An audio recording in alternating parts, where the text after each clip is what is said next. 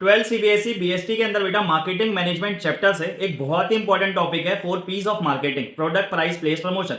उसमें price mix जो होता है ना, उसके अंदर एक ही क्वेश्चन आपको एग्जाम में बन सकता है। वो मैं आपको 1 मिनट के अंदर एक सुपर इजी ट्रिक के साथ याद और रिवाइज करवा देता हूं, वीडियो को लास्ट तक देखना। तो टॉपिक है फैक्टर्स अफेक्टिंग प्राइस। इसको याद करने की ट्रिक है, मैंने घर पर एक कैट पाली। यस, 6 पॉइंट्स है। मैंने घर पर एक कैट पाली। तो सबसे पहला मैंने से हो गया आपका मार्केटिंग मेथड्स यूज। अगर आप तगड़ी एडवर्टाइजमेंट कर रहे हो, तगड़ा मार्केटिंग मेथड यूज कर रहे हो, बड़े बड़े सेलिब्रिटीज को बुलवा के ब्रांड एंडोर्समेंट करवा रहे हो बेटा, तो आपका प्राइस जनरली क्या रहेगा? हाई रहेगा। एंड अगर आप ये सब चीजें नहीं कर रहे हो तो आपका प्राइस यूजुअली क्या रहेगा? लो रहेगा। तो ये पहला फैक्टर हो गया marketing methods use.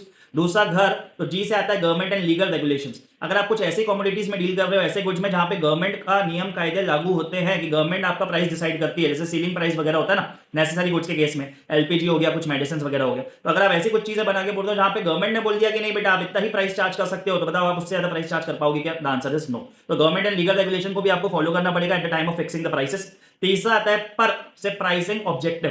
Pricing objectives के अंदर आपको ध्यान देना है कि आपका कैसा ऑब्जेक्टिव है। अगर आपको मार्केट का लीडर बनना है, शुरू में आपको लग रहा है कि नहीं मेरे को मार्केट का लीडर बनना है, तो आपको प्राइसेस कम रखने पड़ेंगे।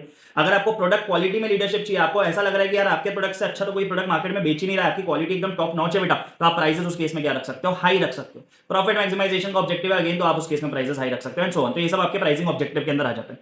उसके बाद एक से आता है extent of competition.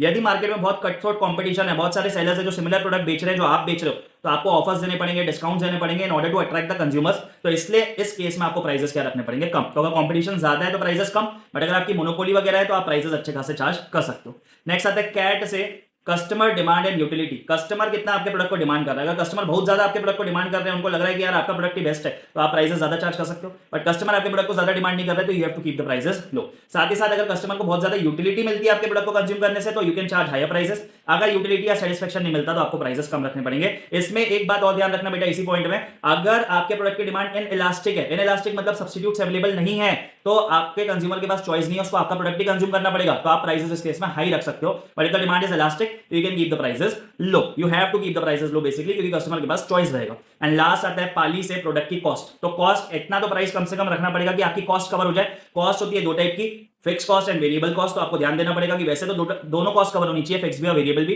But if the market is highly competitive तो कम से कम वेरिएबल कॉस्ट तो कवर होनी चाहिए, fix cost can be ignored for some time. तो दैट्स इट, ये आपके 6 पॉइंट्स पूरे फैक्टर्स अफेक्टिंग प्राइस के कवर हो गए। मैंने घर पर एक कैट पाली, 6 पॉइंट्स अच्छे से याद रखना बेटा। वीडियो को ज्यादा से ज्यादा अपने फ्रेंड्स के साथ शेयर कीजिए ताकि सबको ये वाला टॉपिक याद करने में हेल्प मिले। Thank you.